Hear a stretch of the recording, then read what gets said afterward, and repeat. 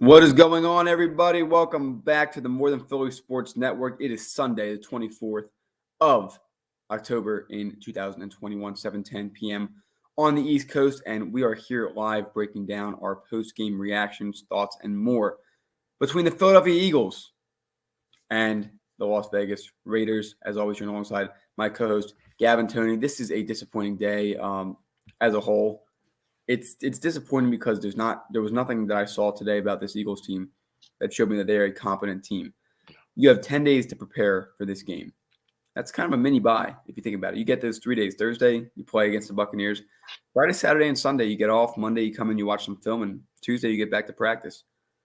After a close defeat to a pretty good Buccaneers team who just beat the bricks off of the Bears today, the Eagles played against a team today that was circled in our calendar as winnable between the early season and even today. And I've been very calm, Gavin. I think I deserve some credit. I've kept my composure. That's kind of scary how calm you've been. I've kept my composure the majority of this season. But today I've lost my patience. I'll do my best not to express it too much being loud, but I'm very disappointed in an abundance of people today inside of the Philadelphia Eagles organization. We can look at it in many different ways. We can look at the future. There's a chance that the Eagles end up with the first overall pick if the Miami Dolphins continue to suffer. There's a good chance the Eagles get that first-round pick from the Indianapolis Colts who play in just about an hour from now. But that doesn't matter today. Nobody thinks about that, all right? Do you think, as much as I talk about how much I respect Howie Roseman's ability to negotiate contracts and get us draft capital, I don't think about that during the game. I'm not sitting there when Jalen Hurts is fumbling the ball because of a missed snap or whatever the reason is, or a blown onside kick, or declining a penalty that gave 3rd and 15, which allowed Derek Carr to make a completion. I don't think about the draft picks. I couldn't care less. At the end of the day, everything you do, and Jason Kelsey spoke about this early in the season, we are here to win. Every single one of these players is on contract making a lump sum amount of cash. I don't give a crap if it's $500,000 to a practice squad punter. I don't care if it's $4 million that's going to offensive linemen. I don't care how much money you're making. It is your job to play the game of football. It is your job to coach the game of football, to prepare your players week in and week out. Nick Sirianni, it's not your job to tank. If Howie wants to trade away good players and this team just becomes less talented than other football teams and you lose just because you're less talented, you're not able to win routes, you're not able to beat guys off of the offensive and defensive lines, if you're not able to get your running backs between the tackles, if your quarterback doesn't have enough time to throw the ball, that is a lack of talent.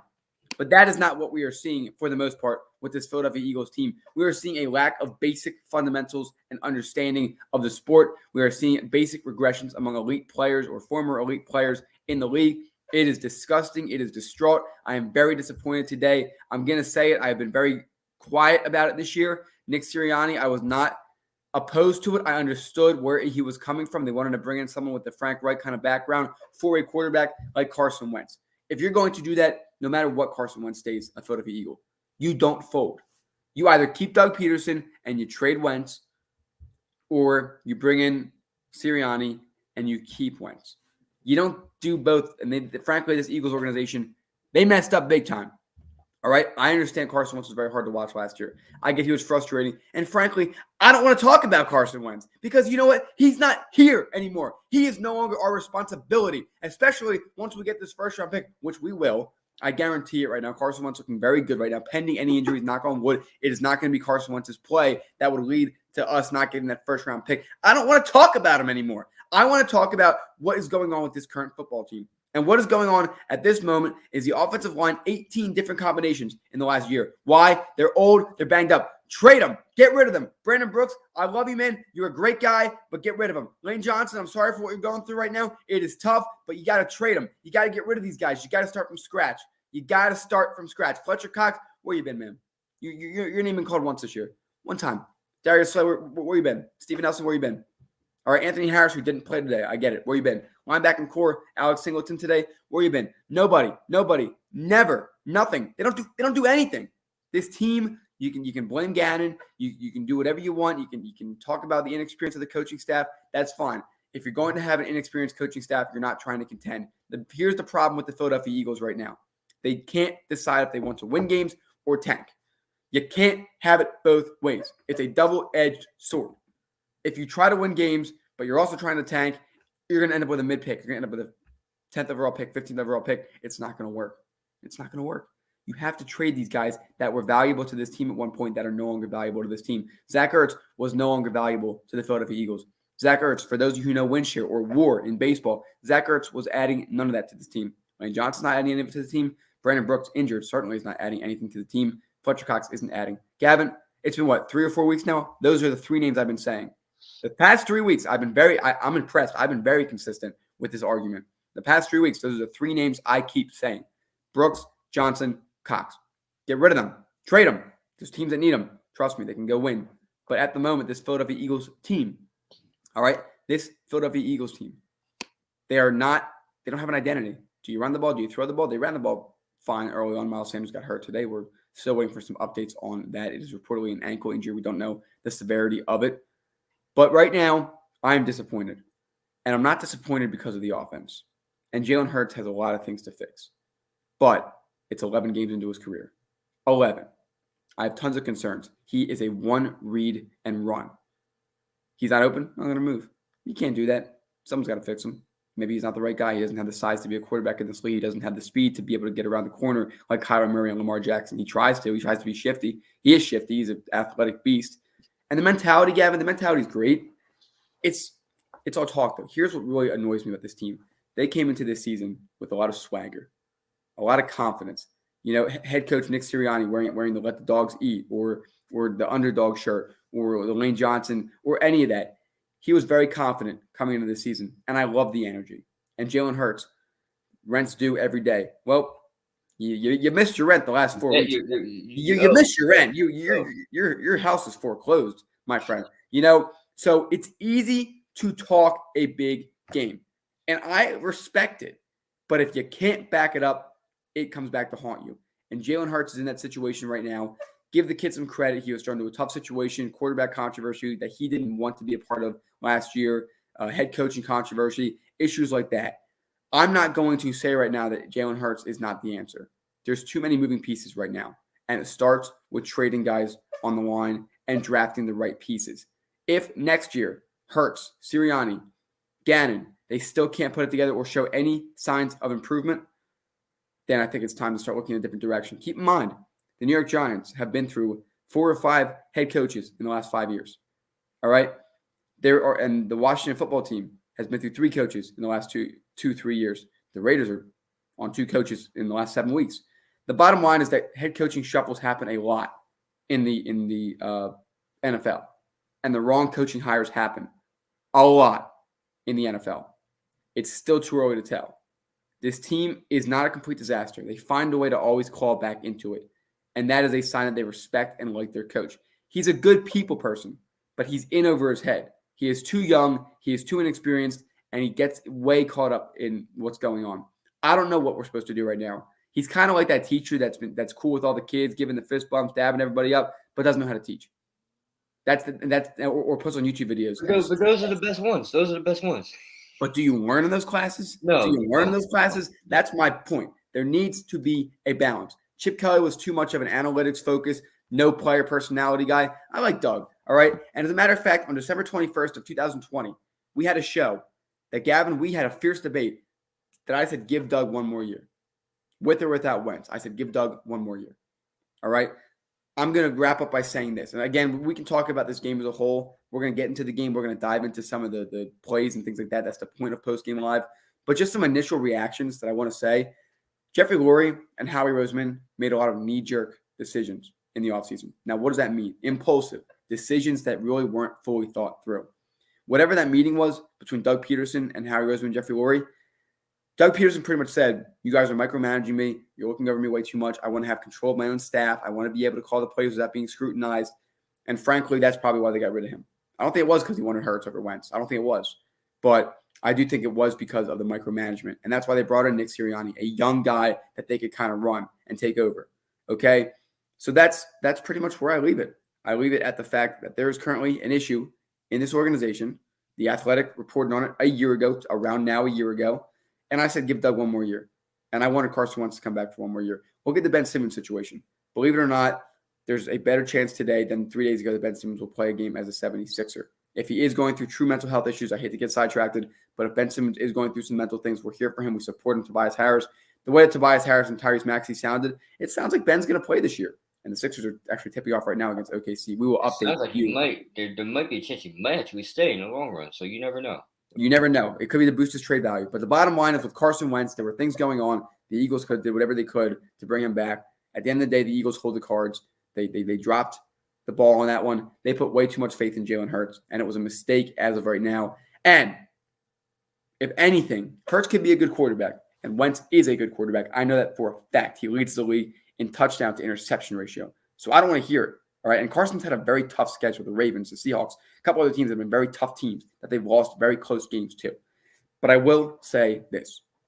No matter who's under center, for as long as the offensive line is shuffling around, for as long as the play calling is subpar, for as long as the lack of run to pass balance is occurring, and for the lack of just general accountability on that offensive side of the ball and the wide receivers' inabilities to get open, no quarterback will succeed. It is the same reason that I said that changing the quarterback won't work. I tweeted last year, Gavin, everything I hate to have, and I told you so. And Gavin, we agreed for the most part on this, so it's not directed at you. But for those people out there who said put Jalen Hurts, and I said, you're not, I mean, congrats. Jalen Reagor had a touchdown on a punt return, ironically, around the same time that Jalen Hurts came in the game. Oh, but it was a spark. And where does that leave us when we get to, as Gavin says, like with the Phillies, when you're watching them early in the year, when they sweep the Braves to start the season, everyone's all excited. But what happens when you get to the dog days? What happens when you're an every Sunday quarterback? Nick Foles is not a 1 o'clock quarterback. All right? Nick Foles cannot go out there every Sunday and start. And Jalen Hurts right now is looking like he's not – there's nothing there with him. He can't do – there's nothing I've seen about Jalen Hurts that looks good. And again, it's only his 11th start. But arm strength is an issue. Decision-making is an issue. His intuition's an issue. I don't see anything promising with Jalen Hurts at the moment. I'm sorry. And I like the kid. I love his personality. Bigger frame, stronger arm, that personality, I love it. All right, and he comes from a great background. If you know about Jalen Hurts, great guy, great kid, no doubt about it. Nick Sirianni has high praise for him, but right now he is not looking like the answer. But there's no good quarterbacks in this draft that are worth picking. So, in the meantime, Hurts is going to get another year by default to prove himself, and the Eagles have a lot of work to do around him with the team. First of all, Zach, there's just one thing I wanna say, address off the top of the head. I don't care how many starts he's had. Zach, he had a full offseason this go around. Last offseason, you can make the argument to say, well, barely anyone had offseason. But he's been a starter. He has enough games under his belt for him that his feet are no longer just wet. He's waist deep in the pool. All right, the pool. He knows what he's doing now. Now, having said that, my first reaction was, I told you weeks ago, I said I had enough of Nick Sirianni. It's like, I'm going back to the day when he was hired. And what was the first thing I said to you when he was hired? I said, who is that? Who is that guy? I don't know anything about that guy. Because you're trying to find a guy in Frank Wright, who, ladies and gentlemen, Frank Wright was an offensive genius here. Carson Wentz's best season was under both Doug Peterson and Frank Wright. But remember that season, Zach, I said they had a guy in LeGarrette Blount who could take away all throwing in the red zone. All right. You pound the ball with the running back. You had J.J. as well, and a couple others. Also, Zach, the team was more healthier. You actually caught everybody in a healthy base. Zach, when was the last time Brandon Brooks has played more than 10 games this season? Try more than 3 games because he was out 2 years ago. He was out last year, and this year he's been out. Trade him. And then, no disrespect to Lane Johnson and whatever you're going through, we wish you nothing but the best, but trade him too. Get rid of him. Now, Zach, I want to bring up this point. I want to get your opinion on it. Do you think the production of Fletcher Cox went down ever since Brandon Graham went away or got hurt? No, Fletcher Cox has been quiet for the last 3 seasons. That's why they brought in Javon Hargrave last year, because they knew Cox would start going down in production. His trade values went down a lot. I would have traded him last year. I've been saying these same things for 3 years. I mean, nothing's changed. They just got lucky 2 years ago that Carson Wentz was caught fire against some bad teams. It's the same issues that we've seen. They've held on to guys way too long. They're trying to retool. They're trying to redo it. But again, they don't have an identity. Are they tanking or are they trying to contend? Because right now it looks like neither. And it's just an embarrassment on the field. No, Zach, you're right. This team has a tendency to hold on to players for too long. Zach, when you talk about guys like Fletcher Cox, guys like Lane Johnson, Brandon Brooks, A rebuilding team knows it's it. Now, what I mean by that is take what is that? Give me a team that was a basement team that turned it on. Take Miami for instance. Last year, 2 years ago, they were last. They got high overall pick. They get Tua. Zach, we know the history of Tua right now is not that bright at the moment, but they built their defense up. They were able to win some games. They fell short due to how good the AFC East was. Go ahead. They cleared significant cap space 2 years ago. The year that Ryan Fitzpatrick beat the Eagles when the Dolphins were tanking, they cleared a lot of cap space. They sent Minkah Fitzpatrick to Pittsburgh. There was one more move they sent. They sent Tunsil to Houston. They collected assets. They tanked that whole year. And then last year, they drafted Tua, which at the time looked like the right move to make, number one. And number two, they signed a lot of free agents. They're hurt this year, so it's different. Miami's a little bit complicated. They're going to get a pass this year. They're going to be fine. I like Brian Flores a lot. There's a lot of things are being figured out, but that's how you tank correctly. You get rid of everybody at once early in the season so that you can rejoice and regroup as a team. Honestly, like the way the Warriors past 2 years have gone, I wouldn't say they were tanking 2 years ago, but they were clearing. They knew that Steph wasn't going to be healthy, Clay wasn't going to be healthy, Draymond was in and out. They cleared cap space. It works in every sport the same way. Clear cap space, get a high draft pick, go from there. Eagles have 3 first-round picks right now. Clear the cap space. Clear it. Keep clearing it. Keep going. They're second right now. They're second in the league behind the Jaguars in cap space when they traded Zach Ertz. Trade Lane, trade Brandon, trade Barnett because he's got his contract's expiring. Trade everybody. Get rid of everybody. Because how much worse can this team get? Might as well be cheap. Might as well be cheap. They're going to suck. But here's the beauty of it. This Eagles team is in a perfect position to where their rebuild might not even take that long. It might not be a horrendous. Start now, they can be contending end of next year. I wouldn't say anything. I said in 2 years from now, they'll be contenders, serious contenders. We're not serious contenders, but they should be in the playoffs. It's like the problem with this front office, and this goes back to your best friend, Howard Roseman, that he's been around for too long too. And I said it best: if you're going to get rid of the coach and get rid of everybody else, you should have got rid of the general manager too. Start from scratch. You have a new offense. You should have got a new front office, and that's it. Now, here's the problem. The same problems happening before. Your general manager and your owner are having a convenience or whatever you want to call it, too much to say of what's going on. Because let's be honest, a genius knows that Miles Sanders should be getting the ball more than that. And I think it's the front office. Nick Sirianni came from a offense where they had Jonathan Taylor, Marlon Mack, and Nyheim Hines. By the way, all 3 running backs are arguably great. Zach, they're not top 10 material, but they get the job done on any given Sunday. This year, Jonathan Taylor's top 10 this year. Jonathan Taylor's top 10 this year. But on any given Sunday, they can get the job done. For you not to run the ball, for you to finally run the ball this weekend, and unfortunately Miles Sanders getting an injury, it's actually ludicrous that it took you this long coming from that team. And Zach, just getting to today's game in general, this was just sloppy offensive play, fumble snaps, bad accuracy. Anything you could think of, it happened. It was the same thing every single drive. Jalen Hurts dropped back. If the one guy wasn't there, he'd start scrambling. There wasn't even pressure in his face. Decision making is poor. I think that it's a combination of a lot of things. Jalen Hurts is looking like a college quarterback. This far into the season, you got to blame coaching for that. But this goes back to his Oklahoma days. Zach, his number 1 wide receiver at Oklahoma was who? CeeDee Lamb. CeeDee Lamb, exactly. And if CeeDee Lamb was open, what did Jalen Hurts do next? Was run. Well, now it's look at Devontae Smith or whoever is supposed to be that guy, and he's running. He's not looking at anybody else. There was a play, I want to say there was a play last week where he had someone else on the wide open on the other side of the field, and he didn't throw it to him because he didn't see him. And it wasn't that he didn't see him, but he's like, I'm just going to run it. It's like, that's not going to win football games. That's really not going to win football games. Really, the problem with Odell Beckham Jr. is in Cleveland because, one, Baker Mayfield, I won't say he's a decision maker, but when you have a guy that next instant is a takeoff or is not to look or the panics under pressure or not even under pressure, just panics in general, you're not going to win games that way. Jalen Hurts, I don't know how in the world they won against Carolina because Sam Darnold was seeing ghosts. Last week, Tom Brady ripped them a new one through the defense, but yet they came back. And it's like, I actually thought this Sunday was going to be different. I believe you go down. A lot of people would have been confident to say this team could win. But you go down on this opening Sunday, and considering that everything that the Raiders are going through, they're still trying to find their identity after that. You go down the field and you score your opening drive. I actually thought this game was going to have potential to be good. I It really was good. did. First drive was good play calling. It was balanced in the run game. I would say Miles getting hurt had a big factor on that, but that's still inexcusable for the defensive side of the ball. It shouldn't stop the run. I mean, there was a run with what Boston Scott. We got like 6 yards on that. Stay with the run game. I mean, Zach. Also, to the efficiency, third down efficiency was really low this week.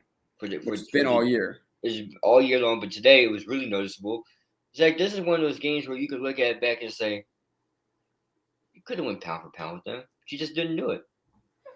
Just didn't do it. Yeah, so I mean, let's trace it back now. Actually, breaking down the game as a whole. First quarter goes by at 7-7 or 7-0, and then Raiders come out early in the second. They score. And then late in that quarter, a Kenny Gainwell fumble which resulted in a field goal. That just comes down to the inexperience, possibly the Deuce Staley's presence no longer here. Just some things that you're going to see over the next year or so. You really appreciated what Deuce brought to the table, who was in the same position in Detroit. Because by the way, if I may add something, sorry to cut you off, DeAndre Swift looks phenomenal this year. I just want to put that out. Honestly, the whole running back core looks pretty good. Look good this year. So go ahead. Yeah, so I mean that's my thing. You're going to see a lot of that, and it's just unfortunate. It's unfortunate to see going into the second half. Or actually, we'll go back to the first half for a minute. It was 3rd and 3, and there was a hold, and the Eagles decided to decline the penalty, making it 3rd and 15, first drive of the game. Stupid.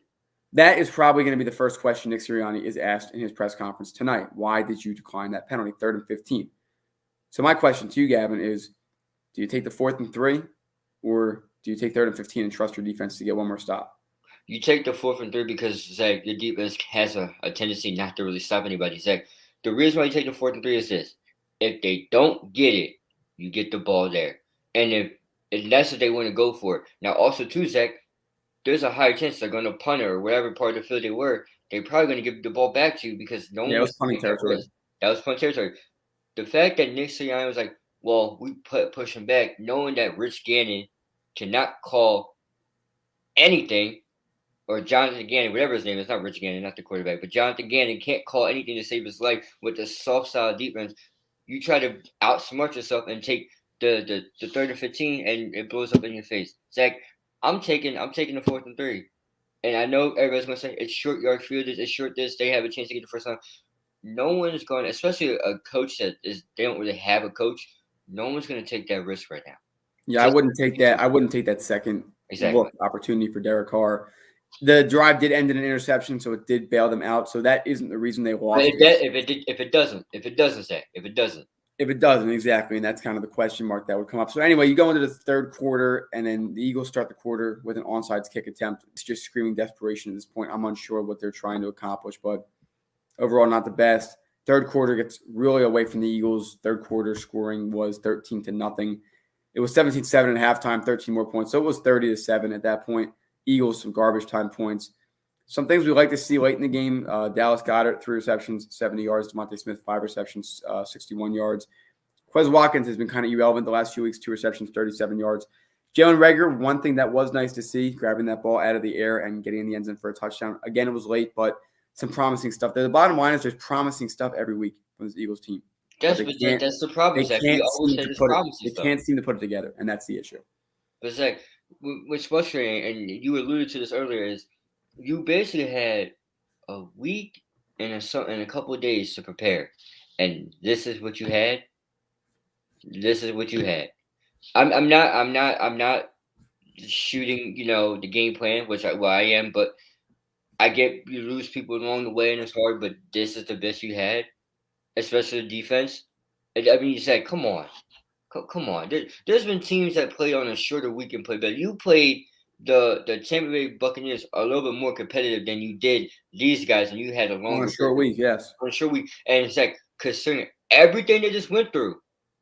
I mean, what we go to the Chargers next week, and they get a bye week. I think Detroit, and then the Chargers. Oh, we get Detroit. Zach, I'm going to limb now. I wouldn't be surprised if Detroit beats us. If the Detroit Lions do beat the Eagles, it would be their first win of the season.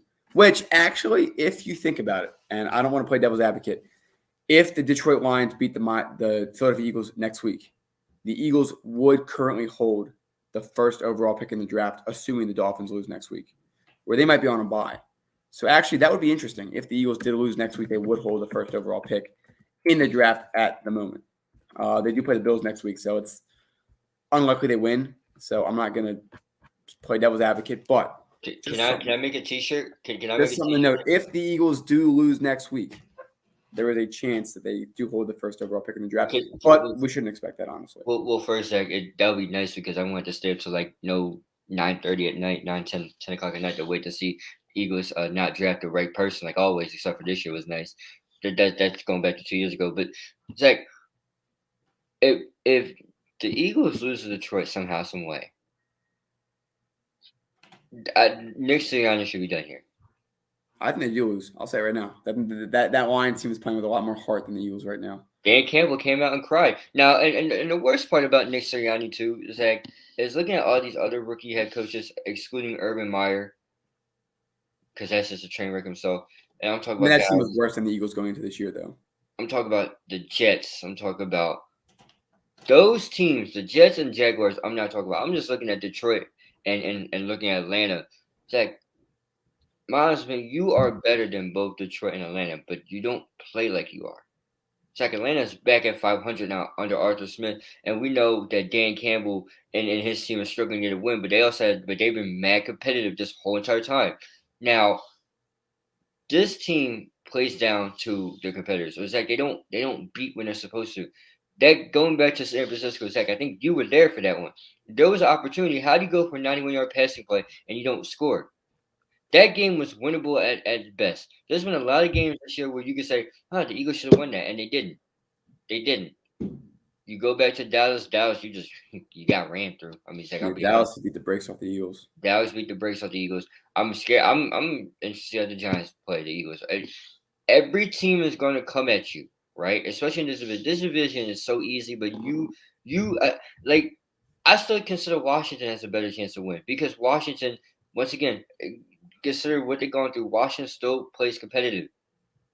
Go back to Atlanta last week. They played the Falcons mad competitive.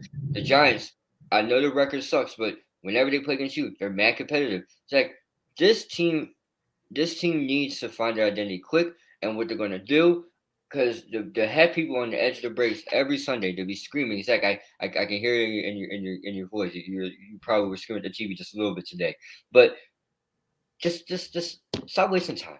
If you're going to be a tank, just tank. Trade everybody away. If you're not going to tank, then don't do it and do something. But this is just ludicrous, and it's like I know you're a big believer in another chance, another run, or another round. I'm not. I think this coaching staff needs to go. I think it's too early for anyone to determine it. You haven't seen enough offensively, and you're a big believer. I think that we need another year to settle down. I think we need to figure out there's a root cause, and it's not the coach. I'm going to say that. It's not the quarterback, it's not the coach. There's a root cause bigger than that. And Gaven, you said it before, it could be the front office. And it's personnel. It's guys they draft. It's guys they bring in here. We'll see how much more the numbers make sense. Again, that Athletic article a year ago was telling. So with that being said, just some final notes. Derek Carr, 31-34, 323 yards, 2 touchdowns, a pick, 110-plus passer rating. Kenyon Drake on the ground, 14 carries for 70 yards, about 5 yards per carry and a touchdown. Josh Jacobs, who got hurt early, 6 carries for 29 yards. That's 4.8 on the ground and a TD. And nothing too overwhelming in the wide receiving corps. Henry Ruggs is pretty quiet today. I mean, overall, 33 points is horrendous. Eagles fall to 2-5. They've given up, as a whole, since their first 2 weeks, 41 points, 42 points, 18 points, 28, and 33. And coming into the next few weeks, going up to their bye, which I don't know where it is on here. But their bye will be after the Jets game. So they play the Lions, the Chargers, Broncos, Saints, Giants, and Jets before they even have a bye. So and that's brutal. That's brutal, ladies and gentlemen. The Saints are getting healthy. They're getting their players back. The Broncos, as of right now, lost their identity. The Chargers are still the Chargers, regardless of what happened last weekend. It's going to get ugly. It's going to get ugly before it gets better. Without a doubt, we'll be back most likely on Tuesday. We'll recap the Eagles game once again, recap the Colts and Niners, recap the Monday night game tomorrow night, and around the NFL segment. And we'll discuss the 76ers blundered loss to the Brooklyn Nets, a game very winnable for them, the return of Ben Simmons, and the fact that Seth Curry, ready? 23 points in the first quarter. 76ers currently are winning 39-28 early in the third. Seth Curry. Just real quick before we go, Zach, I just want to point the 3-point shooting of the Sixers as of right now. I'm actually really impressed. Now imagine Ben Simmons here and able to get those guys the ball. Remember, Zach, a couple years ago he assisted on most of the threes. I know this Eagles posting. I just had to throw that out there, but go on. Quite possibly. Well, with that being said, we thank everybody for joining us today on Eagles Postgame Live. Not the best circumstances surrounding our show today, but we hope everybody enjoys a good start to their week tomorrow, and we'll see you all again on Tuesday to break down everything that there is in the sports world. Have a good one, everybody. See you next time. See ya. If you enjoyed today's video, make sure to like, comment, and subscribe if you haven't. In addition, hit that bell icon and set it to all to get reminded of when we go live